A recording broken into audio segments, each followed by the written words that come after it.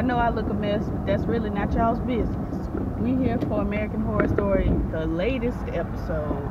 I'm gonna give it to you real quick because I ain't got a lot of time. I got stuff I'm doing. So on my drive out to the store, I gotta go back into the city because the devil's busy. I'm gonna let y'all know. If you would have had on a signal, then I could have known that I could have gone. Anyway, American Horror Story. So Black Oprah apparently wasn't just a regular old witch, and that kind of got on my nerves because it's just, I mean, I know we had Queenie, but she wore bad wigs, so we assumed that she would be with the white witches anyway, because again, she wore wigs that girls who hang out with white people wear. Not all of them, but you know, the majority. If you would come on, thanks. So she's a regular witch, but every other black witch we've ever seen has to be one of the voodoo girls, and that's annoying. We can't just have a regular, natural-haired black witch. That got on my nerves.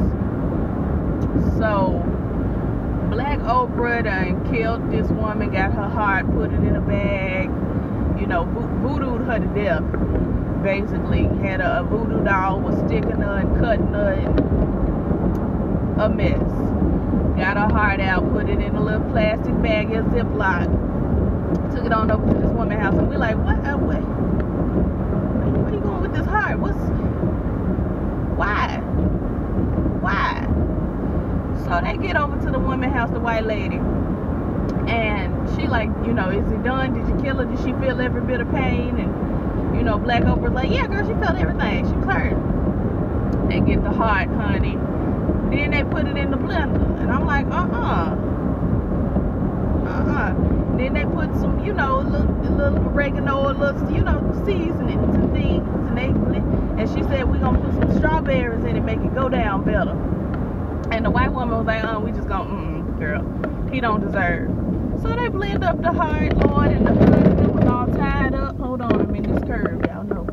The husband was all tied up, girl, on the bed, stretched out. And I was like, oh, Lord Jesus. They done got voodoo priestess Black Oprah. Oh, hold on. I be whipping it in these curves, honey. You know, these kind of trucks, they know to flip. And there's a little piece of a swamp down there, and I don't want y'all to find me in that swamp. So I got to stay focused on these curves. Anyway, Black Oprah gets up on white man, Lord Jesus, and gets a funnel and puts the funnel in his mouth, and then puts the heart smoothie on down in his throat and covers his mouth so, you know, he can't spit it out. He has no choice but to swallow. And I was like, Lord Jesus, all this because he was cheap? What happened to the old-fashioned, you know, let me pack my bags and go? What happened to the good old, you know, you cheated on me, so I'ma beat you up? Y'all killed this whole woman. Blended up her whole heart. And, oh God. So anyway, he drank it, and now apparently he'll only have eyes for his wife. I'm like, I don't want him after all this. After all of this? No, God. But maybe she was a gold digger, honey, and she just needed him to love her so she could get the coin. I don't know. Anyway, Joan Collins, she's living, because this is, you know, before. She was an actress, honey. Turns out she was also a witch. And I'm like, what? What? I didn't expect that even a little bit. She was acting on this Christmas Halloween movie, honey, and then the girls come on over to see, Madison comes over to see her, and they formally introduce themselves as rivals.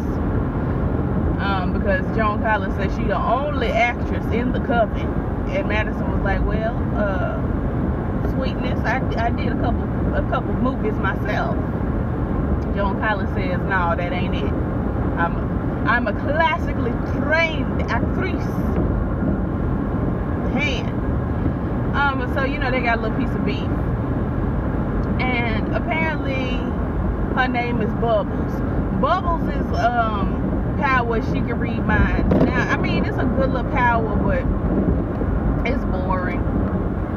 It's boring. it's especially when you think about her character up until the point we knew that she was a witch, and how she mistreated her grandson, and she knew her grandson hated her because she was reading his mind. Like all of that. Because I have a theory that if my parents could read my mind, they would be a little easier on me, because they would know you're really on the verge. Not just my parents, but a lot of my family members. You're really on the verge of never seeing or hearing from me ever again in life. So, and I'm not talking about my mom and daddy. I know the girls love to speculate. I ain't talking about my mom and daddy, but I call my whole family my parents. But yeah, some of y'all niggas really on the verge of never ever hearing or seeing from me again. If you could read my mind, you back up just a little bit. But Bubbles, she wasn't like that at all. She, I guess, read the boy mind and kept it pushing. Anyway, so they need Bubbles, long story short, to go on down to the men's coven and read their minds, figure out what they got going on, what they planning. So long story short, they make this lovely dinner, Bubbles and Myrtle. They get on down there, because you know they girls, they go way, way back, like 100 years. So, Bubbles and Myrtle make this little dinner for the Warlocks, and they sit them all together, and we just gonna have this wonderful dinner just to apologize for how we mistreated y'all. We are so sorry. We understand now that a man is going to be the new supreme, and this is what it is now, and we're climbing on board. We're getting on board. And to me, that would have been suspicious. I would have thought the food was poison, personally. If I was one of them niggas, I'd have been like, I don't know about this. Let me whip myself up a plate. We can still eat together, but I'm going to whip my own self up a plate. Let me run in this kitchen right quick, see what I can fry up. Because that ain't it. But anyway, so while they eating and having, you know, casual conversation, Bubbles reading minds. And she reads Ariel's mind. Because as we know, pray tell, I guess he wasn't invited to the dinner. Or was this while he was at the monster house? I don't know. Not pray tell. Behold Chablis. He was gone, and then eyeliner was missing. John Jacob Jingleheimer Schmidt, or whatever his name is, he dead. So they having dinner with just Ariel and BD Wong. So she reading BD Wong's mind, and it's just typical. I hate these, you know, these heifers. I wish I could smack the smiles right off their faces and all of that. And I'm like, why they got the Asian character so visceral? It just really felt like white savior, because, you know, the white man was the only one who had the sense to say that this boy ain't right. And then the black man finally came along, but then the two Asians are the ones that want to destroy the world. I'm just tired. It felt incorrect to me. It felt wrong, and I ain't care for it. So, you know, it's canceled. But anyway, reading Ariel's mind, and Ariel's talking about, I can't wait till we kill all of everybody and take over the world. And I'm just like, oh, okay. So he's fully aware that, you know, it's the time. The times are changing. Let me see. Let me look at my notes, because I'm almost where I am, honey. Cordelia goes over to meet with Black Oprah, and because Black Oprah now apparently is the new, you know, Marie Laveau. And she meets with Black Oprah, and Black Oprah summons Papa Legba, and Papa Legba's like, all right, what's going on? How y'all doing? Good to see you. I got Nan with me, by the way. And Cordelia's like, oh, well, praise the Lord, Nan. How you doing? Good to see you, girl. I missed you. And Nan is like, girl, I miss you too, but hell is fun. I'm having a good time. I'm tormenting the girls. It's a wonderful time. Wonderful. And you know, they strike up this little piece of a deal. Papa Leg was like, all right, so look, you want me to get rid of the whatever, do the however. Look, I need the souls. Okay, I don't need one soul. That ain't gonna work for me. I'ma need all the souls of all your girls. And Cordelia is like, I don't think that's it. That don't sound like it to me. So I'm gonna pass you up. And Papa Legba was like, look, if you pass me up, that's that on that. I won't be giving you another opportunity. This is your last chance. He was giving you the car salesman pitch, but it's actually your last chance. Because you know when the car salesman pitch you, they be like, this is the last chance, but we'll give you 15 more chances. Girl, come on. What are you doing? You're already in the road. Ghetto. Anyway, so Papa Legba, he you know, she passes up on the offer. Papa Legba goes on back to hell or wherever. Why is the car in reverse? You see the car's moving backwards and I put it in park? That's because I need a new car. She does everything wrong. You gotta put her in park heavy and make hopefully she stops. Ghetto. I need a change. And this ain't a starting with the man in the mirror type of change. Anyway. So Coco's new power is that she can tell, my mama probably finna call me. She can tell what calories, how many calories are in a food or whatever. So everybody's so surprised. But she eats some and she eats a piece of a snowball and it gets stuck in her throat. And I'm like, how? That's soft. And she, you know, drops on down to the ground. And apparently she dies or something. But Mallory opens her neck and pulls the thing out of her neck and closes her neck back up. And I was like, wait a minute now, Mallory. Hold on. Hold on. Like, we knew you was that girl, but wait. in my Trina voice, wait. For his bitch to leave.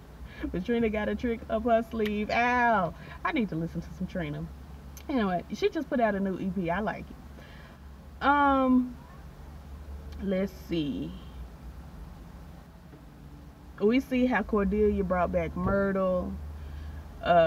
We see how Myrtle and Cordelia and the girls bring back. Go, my mama call her. I'm gonna call her. I'm gonna call her right back. Call her right back. We see Coco's final, you know, her task is to keep an eye on lesbian grandmother Kathy Bates, and she got shot or shocked or something by her, you know, with a she got shot with like a sleeping tranquilizer or something, and they capture her, her being lesbian grandmother Kathy Bates, and apparently they got Ariel and BD Wong as well. Sean Ross was there. It was a good time. I was so happy to see him. And at some point, she took BD Wong and Ariel's mouths smooth off their faces. And then she was like, well, we gonna burn y'all at the stake because y'all trifling. But I'm not gonna do it. I'm gonna let your contemporary do it. And your contemporary is here today. Everybody clap your hands and stand up on your feet for eyeliner. Eyeliner, everybody. And eyeliner just comes out, you know, he materializes and walks out to him, and everybody's like, what? I thought he was dead. Girl, like, can you believe? The ones on the stake are looking like, can you believe? And I'm like, y'all witches. Y'all are not only witches, y'all are witches who know the Supreme and her power. Anyway, and know that the Supreme is training up the children in the way they should go. So when they're old, they won't depart. Bible. So anyway, girl, lesbian grandmother Kathy Bates is like, girl, I'm so happy to be burned alive. I don't fear the fire. It cleanses me, girl. I'm having a good time. A wonderful time. Y'all burn me up, girl. If y'all could do it again, do it again. Bring me back, burn me up. I love it. Wonderful. So they like, you know, all the girls on fire, and Kathy is smiling down. She's like, yes, flames. Flames, flames, flames, flames. I can't do it today. I'm tired. I can't. I don't have it. It's just not. today's just not the day. I'm tired. I've got to get something done. I got to call my mama back. I got stuff that needs to be done in like 2 hours. So I can't stay here with y'all all day. But at one point before they burnt up lesbian grandmother Kathy Bates, she looked up at the sky and was talking to the devil. And I said, he ain't up there. Like, I know we don't know specifically heaven and hell is up and down, but he ain't up there. Okay, he's not up that way. He's not. Anyway, I forgot to tell y'all, BD Wong created a power to kill women, and Cordelia came in and instantaneously burnt that up. Like, we ain't doing this. Swoosh. Burned. Oh, he's got on the shortest of shorts. They're gray sweatpants that have been cut off at the knee. So obviously he's a homosexual, but he's got a straight man's haircut. We're trying to see. I'm gonna go in here. He going to Michael, so he gay. But I'm gonna go in here and see what's going on. No, I'm not. Anyway, yeah, that's it. That's basically the whole show. God bless. Peace.